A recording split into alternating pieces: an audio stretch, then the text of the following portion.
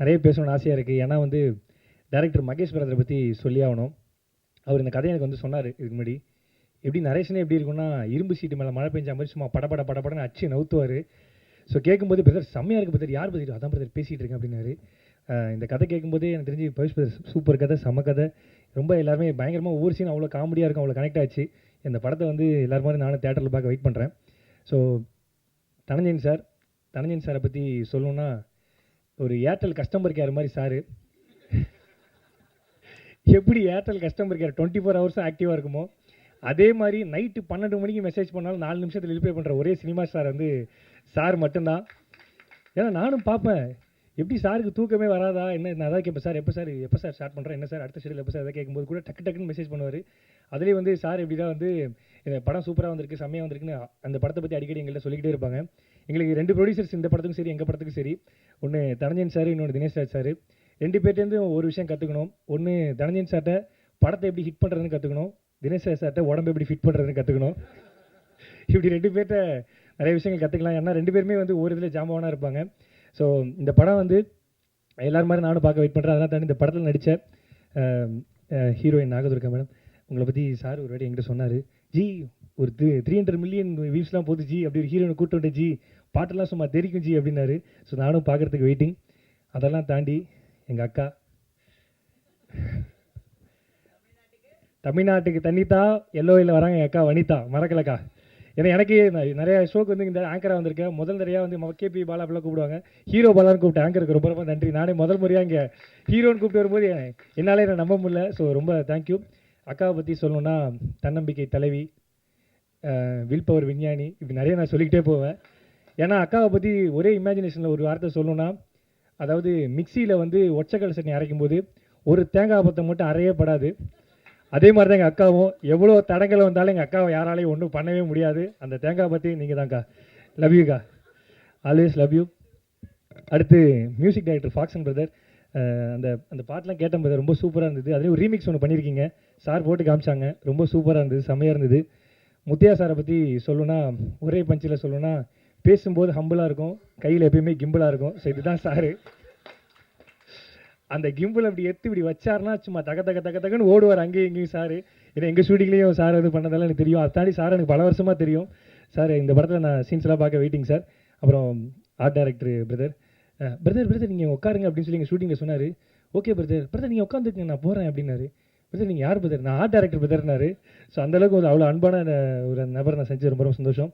அதெல்லாம் தாண்டி எங்கள் அண்ணன் ஆதித்யா கதிர் அண்ணன் ஐ லவ் யூண்ணே. ஏன்னா வந்து முதல்ல நான் சென்னை வரும்போது ஒரு இடத்துக்கு ஆடிஷன் பண்ண ஒரு சேனலுக்கு, அந்த சேனல் அவர் இருந்தார். ஸோ அப்படி இருக்கும்போது எல்லாருமே ரிஜெக்ட் பண்ணும்போது அவர் மட்டும் தான் நல்லா பண்ணுற ஒரு நாள் வருவோன்னு சொல்லி சொன்னார்.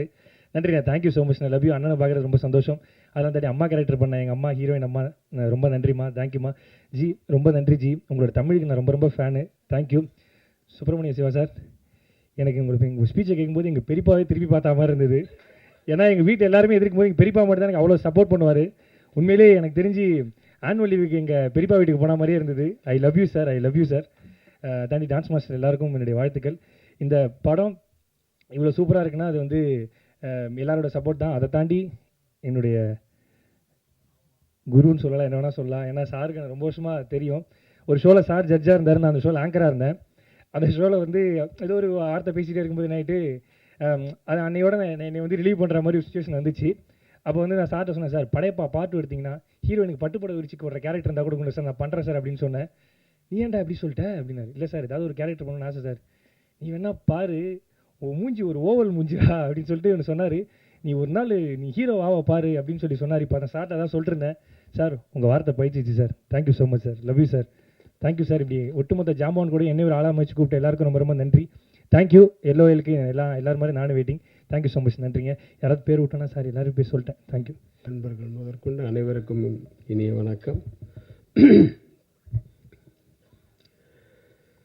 முதல்ல இந்த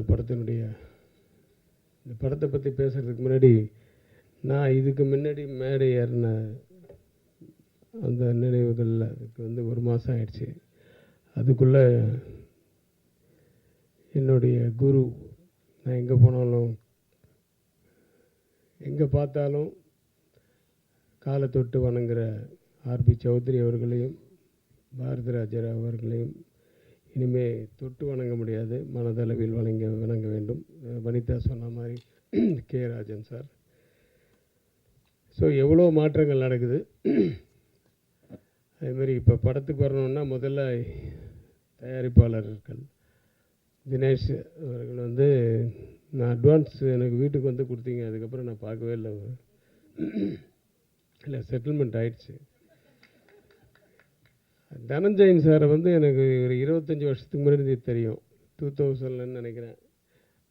தெனாலி என்னுடைய சொந்த படத்தை வந்து முதல் ஒரு ஏரியா அவுட்ரைட் பண்ணார்னா இவர் தான் வந்து பண்ணார், ஆடியோ ரைட்ஸ். அன்றைக்கி அவர் அந்த இடத்துல இருந்தார். பாலா சொன்ன மாதிரி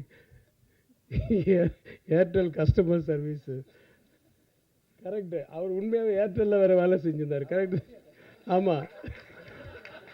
ஏன்னா அது அங்கேருந்து அதுக்கப்புறமா நான் ஒரு சீசனில் பார்த்தா என் ஃப்ரெண்டு பெங்களூர்லேருந்து ஃபோன் பண்ணுறான், இப்போ எனக்கு ஏர்டெல்லில் வந்து எனக்கு ஒரு ஃப்ரான்ச்சைஸ் மாதிரி ஏதோ ஒரு இது பண்ணணும், சோலை பண்ணுன்னு ஒரு ஃப்ரெண்டு. ஆமாம், அதுக்கு என்ன இப்போ இல்லை, அங்கே தனஞ்சயன் ஒருத்தர், இப்போ அவர் தான் ஹெட்டு, அவர்கிட்ட நீங்கள் ரெக்கமெண்ட் பண்ணுறீங்க. எந்த தனஞ்சயன்? அது முதல் ஆடியோவெல்லாம் வாங்கிட்டு. ஆமாம், ஃபோன் பண்ணேன்னா ஓகே, உடனே மிட் நைட்டில் ஃபோன் பண்ணால் கூட எடுப்பார். கரெக்டாக சொன்னான் ஏர்டெல்னு. ஸோ அது மாதிரி ஒருத்தர் எல்லா இடத்துலையும் இருப்பார். அவர் இல்லாத இடமே இல்லை. என்னை வந்து ஆக்சுவலாக வீட்டுக்கு வந்து இந்த ஆக்டிவ் ப்ரொடியூசர்ஸ் கவுன்சிலில் வந்து இப்போ ஈசி மெம்பரில் நீங்கள் உங்களை போட்டிருக்கோம், நீங்கள் வந்து மறுக்காமல் ஓகே சொல்லணும் அப்படின்னு சொல்லி தான் வந்தார். முதல்ல போய் மறுத்து பார்த்தேன். அப்புறமா அவர் ஒய்ஃபோடு அவர் வந்துட்டார். சரி, அவர் ரொம்ப டிஸ்டர்ப் பண்ண முடியாது, அவர் சரின்னு ஒத்துக்கிட்டேன். அப்போ தான் சொல்கிறாரு, நீங்கள் வந்து இந்த படம் ஒன்று பண்ணுறேன், நான் டைரக்டர் அனுப்புகிறேன், இந்த படத்தில் நீங்கள் ஒரு ரோல் பண்ணணும், ஹீரோவுக்கு அப்பாவா அப்படின்ட்டு. நான் கதை கேட்டுட்டு சொல்கிறேன் சார் அப்படின்னு. அப்புறம் கதை கேட்டு அது ஒரு பெரிய கதை. மகேஷ் வந்து வீட்டுக்கு வந்தால் கதை கேட்குறதுக்கு, கதை சொல்கிறதுக்கு. நான் சொன்னேன், என் கேரக்டர் மட்டும் கொஞ்சம் டீட்டெயிலாக சொல்லு, அவுட்லைன் சொன்னால் போதும், எனக்கு ஃபுல் கதையெல்லாம் வேணாம், அவுட்லைன் ஆஃப் த ஸ்டோரி சொல்லு, நான் புரிஞ்சுக்கிறேன், என் கேரக்டர் மட்டும் கொஞ்சம் டீட்டெயிலாக சொல்லு அப்படின்னு ஆரம்பித்தான் சார். அது நான் என்ன பண்ணேன், அன்றைக்கி ரூமுக்கு கூப்பிட்டு போகாமல் ஹால்லேயே உட்கார வச்சுட்டேன். சரி, யாரும் வரமாட்டாங்க.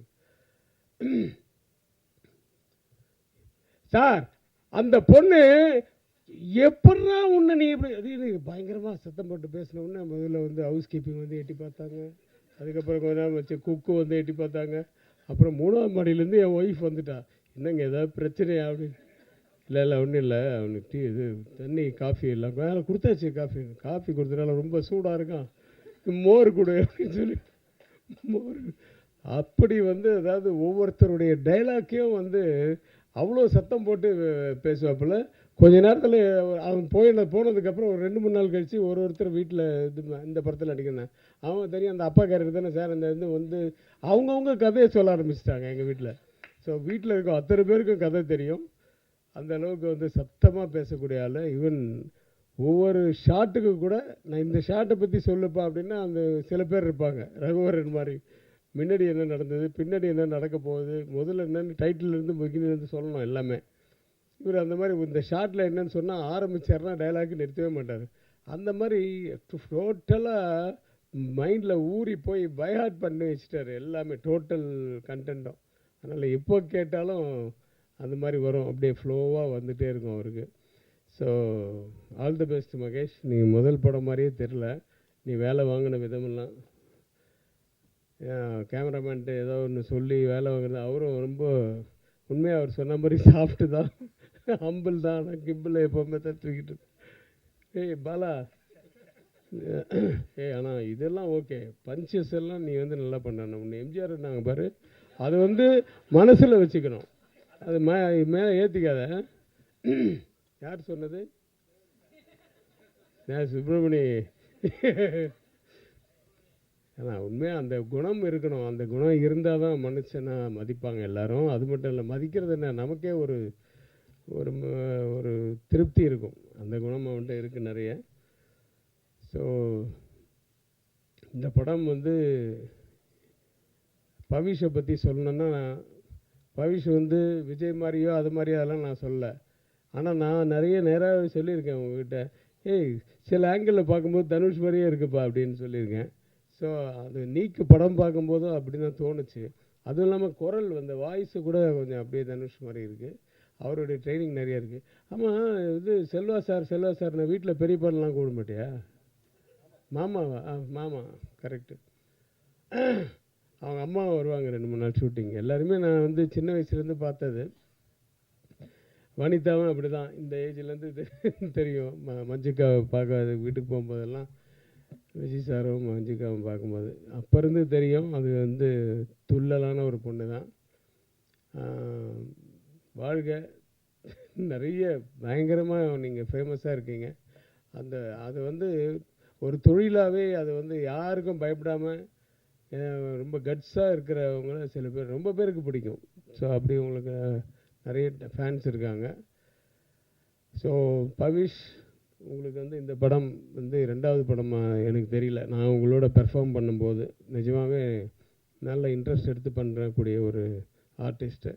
அந்த ஹீரோயினோட எனக்கு 2 சீன் சின்ன சின்ன பிட்டு தான் எனக்கு வந்து காம்பினேஷன் வந்தது. நாகதுர்கா அவங்க வந்து அவங்க நல்லா பண்ணாங்க. அந்த 2 சீனில் அவங்க அம்மா வந்து இருக்காங்களே, என்னையே மிரட்டுற அளவுக்கு டைலாக் அவங்களுக்கு. சரி, ஆனால் கொஞ்சம் பயந்துட்டேன், என்னடா அது அப்படின்ட்டு அப்படியே சமாளிச்சுட்டேன்னு வச்சுங்க. எனக்கு ஒய்ஃபாக பண்ணவங்களும் சூப்பராக பண்ணாங்க. ஸோ ஆர்டிஸ்ட் மட்டும் இல்லை, எல்லா டெக்னீஷியன்ஸ் எல்லாம், விஜய் டான்ஸ் மாஸ்டர் எல்லாருமே ரொம்ப நல்லா சின்சியராக ஒர்க் பண்ண ஒரு படம் இது. இதுதான் ஃபஸ்ட்டு விழான்னு சொன்னார் தனஞ்சயன் சார். தனஞ்சயன் சார் வந்து பட்ஜெட் படம்னாரு. நான் வந்து அதுதான் கொண்டாந்தேன். அவர் மேனேஜர் வந்து போய் பொக்கே கடைக்காரர்கிட்ட, இப்போ அவர் பொக்கே எவ்வளோப்பான்னு, ஒரு 2000 ரூபா ஆகும் சார். அப்படியா, எனக்கு வந்து 3 பொக்கே போதும். ஒரு பொக்கேயில் எத்தனை பூ இருக்கும்? ஒரு 50 பூ இருக்கும். எனக்கு 5 பூவாக வச்சு 5 பூவுக்கு மேலே வைக்காது, 3 பொக்கே போதும், எல்லாம் டோட்டல் யூனிட் கொடுக்கணும்னு சொல்லி மேனேஜர் வாங்க வச்சிருக்கு. அது தனஞ்சயன் சாருக்கு வாழ்த்துக்கள். பட்ஜெட் படம்னா இப்படி தான் பண்ணணும்.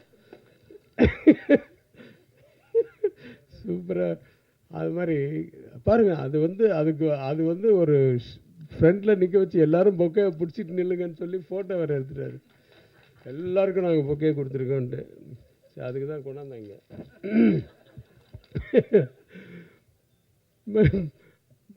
பணம் பேசும்போதும் அப்படி தான் எல்லாம் பட்ஜெட். இன்னும் வனிதா வந்து எக்ஸ்ட்ரா ஒரு நாள் நடித்தாங்க.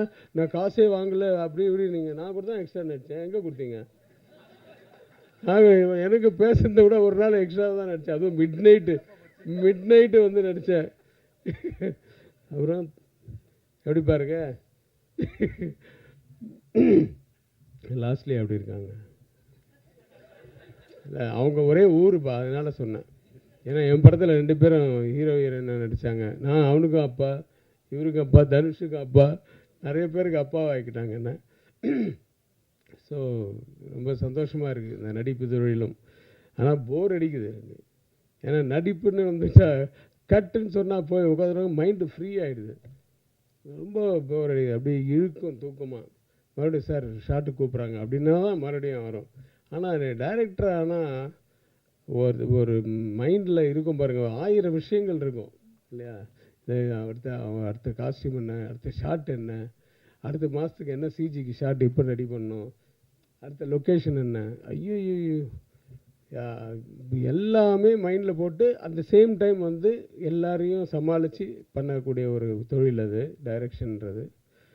அதில் வந்து கிரேட்டான ஒரு நபர். அவர் இன்னும் மறக்கவே முடியல. அவரை பற்றி வீடியோஸாக ஆரம்பித்து அவரை பற்றியே தான் போட்டுட்ருக்காங்க பாரதிராஜா சார். அன்றைக்கி பார்த்தா எங்கள் ஷூட்டிங்கு. சரி, நம்ம ஷூட்டிங் முடித்த உடனே நான் அன்றைக்கி நைட்டு, ஏன்னா இப்போல்லாம் எங்கே பகலில் எடுக்கிறாங்க, இந்த யூத்து பசங்க நைட்டில் தான் ஷூட்டிங் வைக்கிறாங்க.